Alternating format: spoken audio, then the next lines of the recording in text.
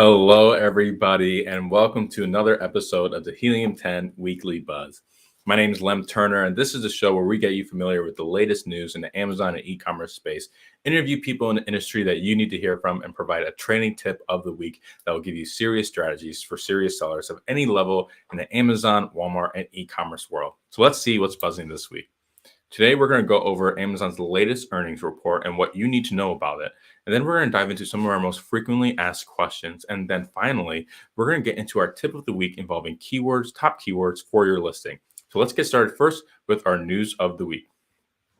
So our first news piece comes from Amazon's earnings report. And there have been massive gains for Amazon's ads. So Amazon's sales, like overall sales, grew 9% year over year up to $137.4 billion. Now, because of this, naturally, Amazon's shares shot up in light of the positive news.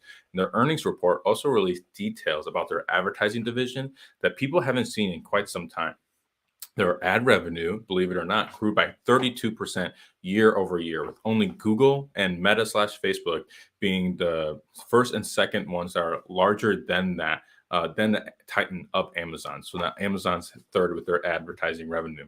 So this just goes to show how significant Amazon ads have been over the past year for Amazon sellers. So drop a comment down below. Let me know if you're the one of the people that hopped on Amazon ads, hopped on PPC, and realized the value of that this year.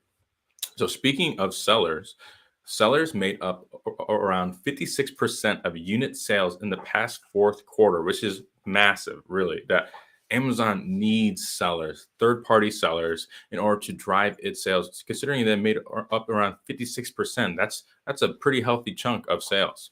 So now let's move on to our next news piece of the week, which are pricing news for Amazon resellers. So this new piece of news comes directly from Amazon Seller Central with their new pricing additions that you can now access by going to your Managed Inventory tab within Amazon Seller Central. From there, you can now see how prices compare to marketplaces outside of Amazon, such as Target, Walmart, Home Depot, etc., in order to increase your likelihood of getting the buy box. Because as we all know, outside sources can really influence how competitive Amazon deems our prices to be. So this is really helpful. You can now see how your price compares to you can see how your current product price compares to 3 different price points across the platform. You can compare it to the current buy box price, the current competitive price of whatever the most competitive price is outside of Amazon, like through other platforms, and the lowest price that's being offered on that listing. And you can opt in to match any of these prices to increase your likelihood of getting the buy box. Now, this seems like a tool that would really mainly assist those doing arbitrage sales or wholesale. So this is definitely something to keep in mind. And let me know in the comments below if this is something you're really going to look into. So now let's move on to our last news piece of the day, which is Walmart Open Call 2022.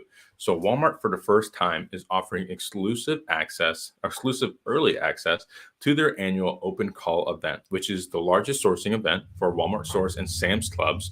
Now, this event is restricted only for, it's restricted only for brand owners that have products that are either made, grown, or assembled in the U.S. And the application window has already been opened on the 1st of February. So this recent February 1st will close on February 25th. Now, in order to apply, Amazon sellers should keep an eye on their email inbox or seller center to keep for an exclusive invite to apply.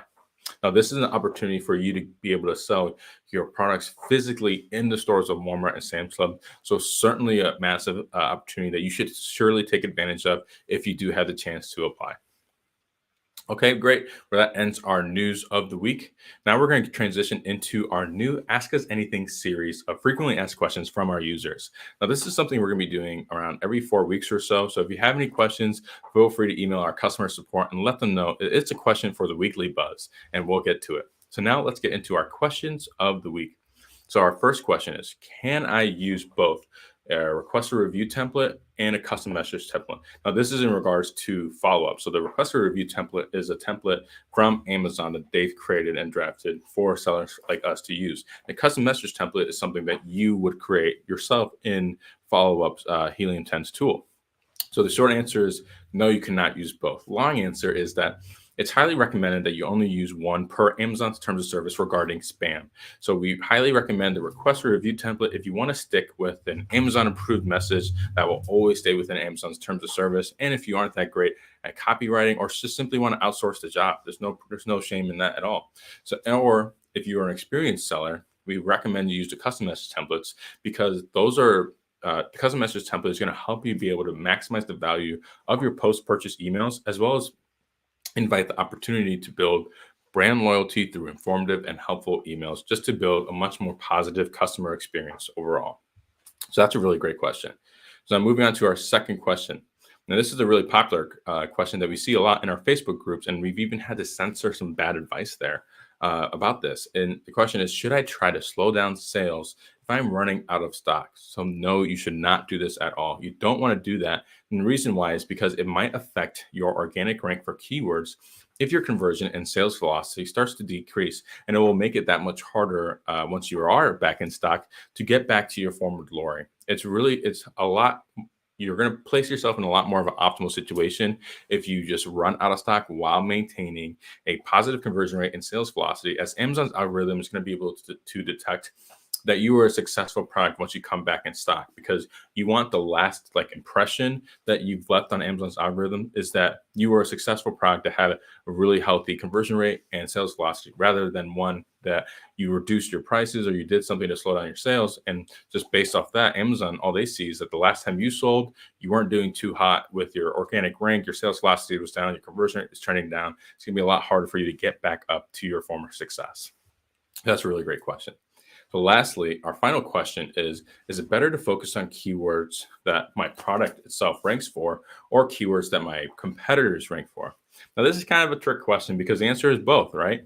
Of course, you want to be mindful towards keywords that your product is doing well for, and keywords that exist in your niche that are relevant to your product. But it's also super important to stay on top of keywords that your direct competitors are converting for. So that way you can make sure that you stay up to par of being competitive for that same amount of keywords that they're also doing well for. Because there's definitely a possibility that you haven't included those keywords into your listing or into your PPC, or that these are new keywords that are trending well and are helping your product, your competitors convert for. That's obviously keywords that you're going to want to pull from and put into your listing as well. Keeping up on tabs of your competitors' keywords can also help ensure that your listings are up to date with hyper-relevant keywords. PPC will be current with the latest keywords that will drive sales for your niche, and can assist in sending signals to Amazon that your product is highly relevant within your niche, which is obviously the name of the game of getting on page one of Amazon. So that does it for our questions. So now let's get into our tip of the week involving keywords from Bradley. One question I get asked a lot is, how can I find the keywords that are really driving the organic sales of a product on Amazon? In other words, what are the keywords that people are searching in order to find my product or a competitor's product, and then using it to actually find the product and then buy it, all right? The short answer is Amazon doesn't provide that information, but using Cerebro, let me show you exactly how to find like the top 10 to 20 keywords that are potentially driving the search related sales for a keyword. Let's hop into it.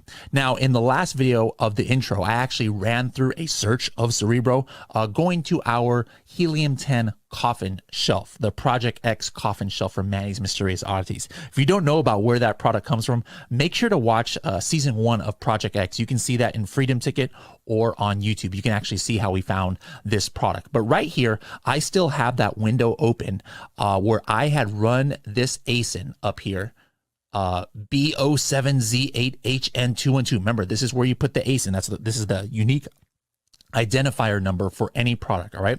So here is how I can narrow this down. Now there's 3,800 keywords here, right?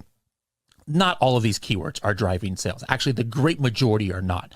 Most of your sales are going to come from a small handful of main keywords. So how do I get this down to like the top 10, 15 keywords that are really driving sales for this product. All right. Well, the first thing that I'm going to do is I want to see where they are ranking for organically. All right. You know, if somebody searches for a keyword and the product comes up on page 7, well, you know, they're not getting sales from that. Nobody's scrolling to page 7. So the very first thing I'm going to do is, hey, where are they ranking for in the top, let's just say 30 positions. All right.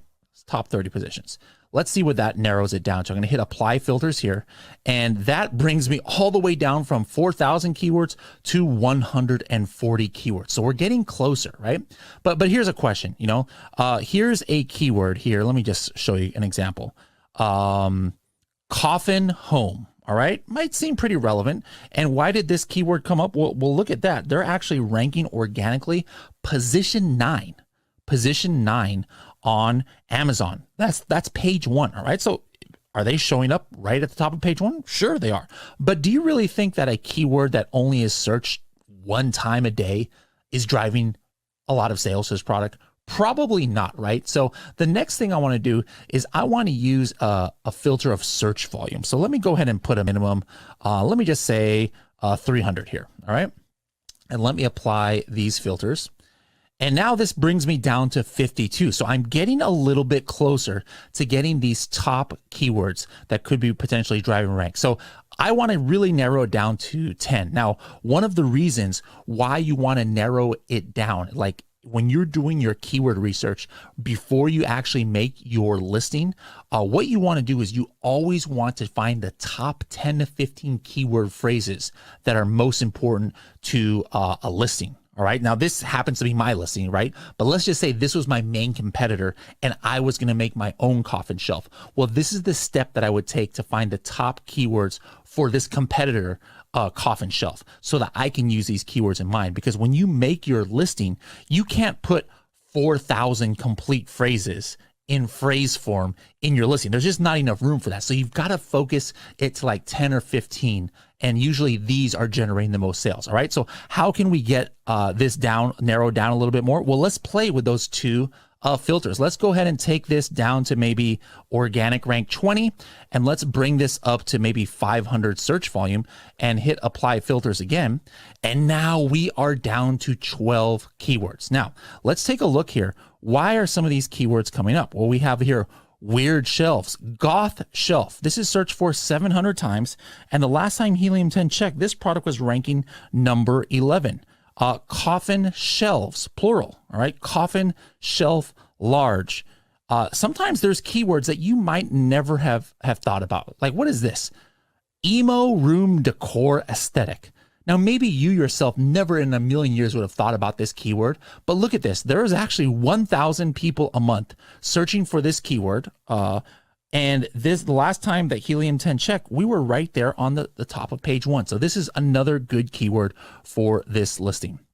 So again, why is this valuable? Remember, these are the top keywords that people are searching for to find this product and eventually buy it. How do we know that? That's the way the Amazon algorithm works. Remember about Amazon. How does Amazon make its money? It makes its money by getting commissions, right? So how can it get commissions? It gets commissions by customers searching for a product, finding one, and then buying it, all right?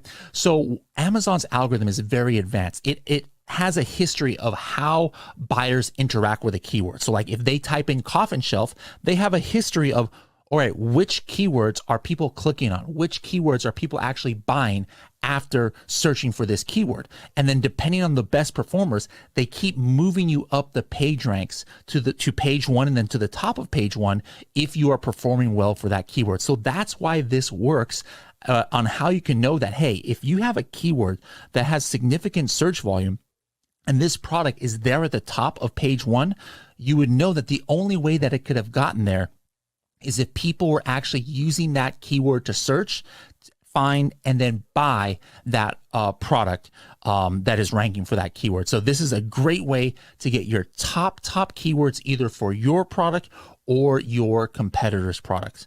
Now, in the next few videos, we're going to talk a little bit more about what some of these columns and also other filters mean, and what are these things like search volume and things like that. I'll see you in the next video.